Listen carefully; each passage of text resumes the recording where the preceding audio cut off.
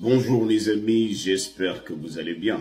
C'est toujours le Général Alligator, créateur de la mentalité Alligator. Sur cette plateforme, nous parlons de mentalité, nous parlons d'immigration, surtout l'immigration américaine. Les amis, aujourd'hui nous allons un peu parler des petits boulots aux États-Unis.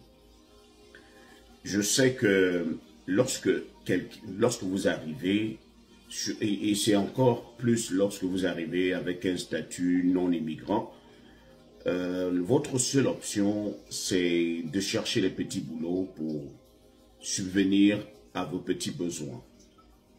Parce que, il faut l'avouer, lorsqu'on sort de l'étranger, par exemple, lorsqu'on part de l'Afrique, on ne peut pas directement s'insérer facilement dans la société, surtout sur le monde. Lorsqu'on parle du monde du travail, on ne peut pas directement s'insérer facilement. Il y a des étapes. Alors, si vous arrivez même encore avec un statut non immigrant, vous êtes touriste et vous êtes resté, vous serez face à certaines difficultés. C'est-à-dire, vous ne pouvez pas rester à la maison. Vous êtes obligé de commencer par les petits boulots, étant donné que votre statut ne vous permet pas d'aller à l'école directement. C'est un inconvénient. Alors, vous décidez d'aller travailler, par exemple, dans un restaurant ou dans un warehouse. L'inconvénient de commencer avec les petits boulots, c'est que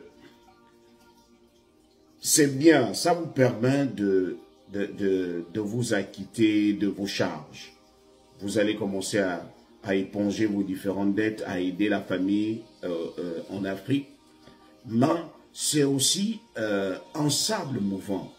Les petits boulots représentent aussi un sable mouvant pour certains qui arrivent à peine. Pourquoi je dis que les petits boulots peuvent être considérés comme un sable mouvant? C'est-à-dire, ça vous aide, mais cela vous enfonce également. Pourquoi je dis que cela enfonce aussi celui qui arrive? Prenons le cas de celui-là qui est arrivé et qui a trouvé son hébergeur dans le système de la restauration. C'est-à-dire, vous arrivez, celui qui vous accueille, c'est celui-là qui est aussi dans la restauration. Alors, il ne va vous apprendre que les choses qui concernent la restauration. C'est-à-dire, une grande partie de ses conseils sera basée sur la restauration. Comment faire ceci, comment faire cela, comment se faufiler. C'est-à-dire, c'est tout ce que vous allez apprendre. Si vous n'êtes pas assez fort et si vous n'avez pas de moyens, vous allez aussi emprunter ce chemin parce que c'est le premier chemin qu'on vous a présenté et c'est le chemin que celui qui vous a hébergé maîtrise. Ce n'est pas sa faute. Lui, il vous donne ce qu'il a, le peu qu'il a. La petite connaissance qu'il a, il vous la donne. Alors, imaginez que vous vous lancez dans la restauration. Vous faites 1 an, 2 ans. Vous voyez que la restauration, même si elle n'est pas parfaite, même si le boulot n'est pas parfait, mais le boulot vous permet d'éponger quelques factures. Vous faites 3 ans, 4 ans, 5 ans. C'est-à-dire, vous commencez à vous sentir dans votre zone de confort. Vous commencez à vous dire que c'est tout ce que vous pouvez faire. C'est tout ce que vous avez la capacité de faire.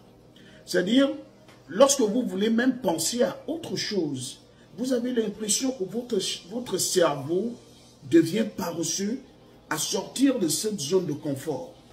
Parce que vous vous dites, si je prends encore mon temps pour aller faire une formation, ça veut dire que mon paycheck, ma paye par semaine va diminuer parce que je ne vais plus faire les mêmes heures. Certaines heures que je faisais, si je travaillais peut-être 50 heures par semaine, je vais certainement prendre 30 ou 20 que je vais utiliser dans la formation. Et du coup, l'argent diminue. Et lorsque l'argent diminue, ça veut dire que tu ne peux plus facilement couvrir tes factures. Et pourtant, ce système est vraiment nécessaire. Mais je vous assure, c'est tellement enivrant. c'est tellement épuisant, c'est tellement, ça vous prend du temps, ça vous prend de l'énergie, ça vous prend tout.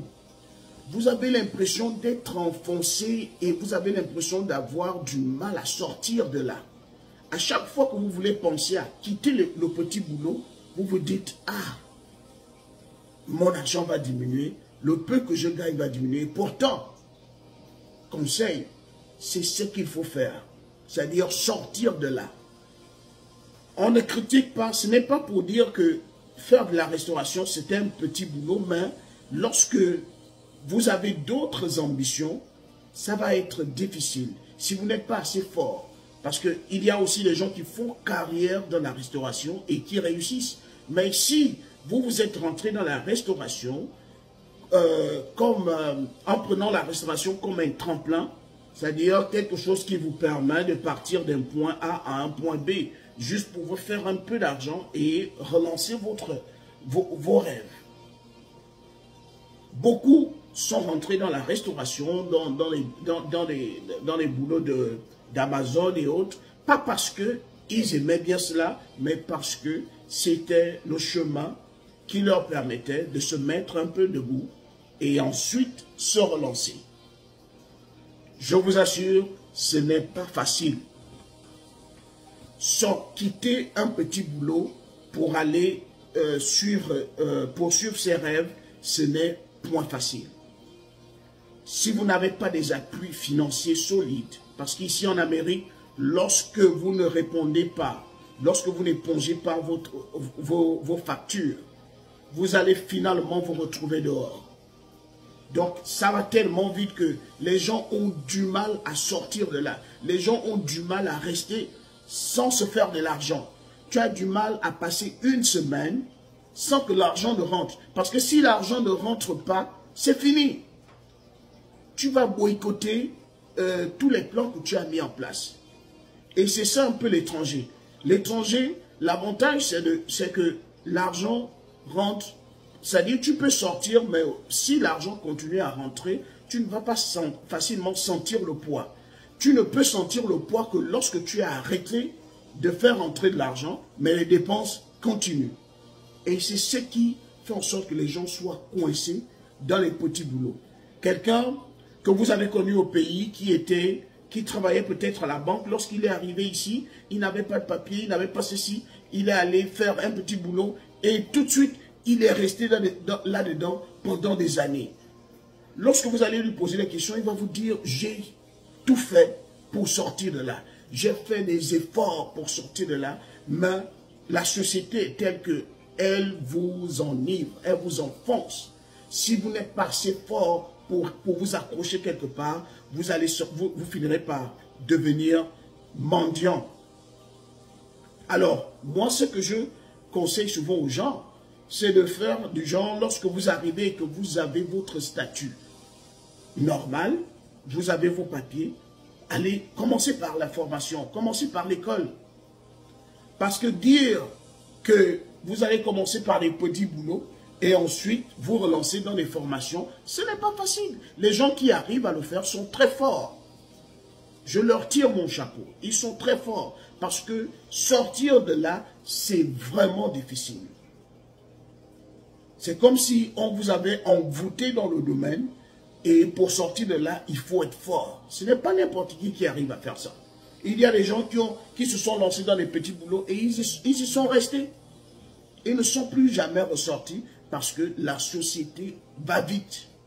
Et ils ne peuvent pas rester sans que l'argent ne rentre. Donc c'était un peu cela. C'est bien de faire des petits boulots, mais il faut être fort pour sortir de là et poursuivre ses rêves. Maintenant, si votre rêve, si votre passion, c'est la restauration, si votre passion, c'est la mécanique, c'est autre chose, ça ne va pas être considéré comme un petit boulot, c'est déjà votre carrière. Vous vous lancez et vous le faites très bien.